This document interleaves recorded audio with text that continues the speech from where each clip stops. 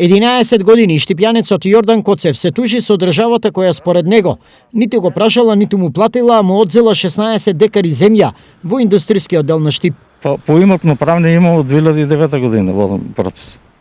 Од 2009 година? Да, и уште не е решено. Значи, земате го правото. А не ти укажува зашо ти го зема и со кој правен лек може да го штитиш твоето коришко право. 2016 или 17 која, водам се јако корисник. Од 2019 они ме бришат. Значи, без ништо, донесе закон и на сите се одзема коришкото право. А која е основа што сте ме избришале?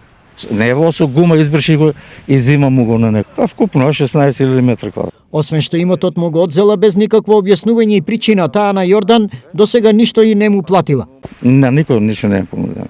Значи, не ми е платено, не ми е понудено. Ама баш ништо. Едно само и сега више не, у имотни лица, а имам имотни лица, ама не сам пишан корисник.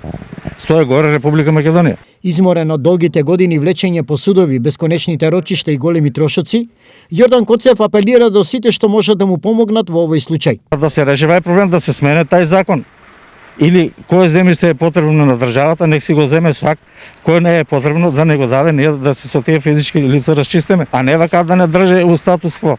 Каков епилог ќе има овој случај е крајно неизвестно, но предметот со Коцев е еден од повеќето кои веќе долги години чекаат на решение, а во прашање е спор за земја со државата.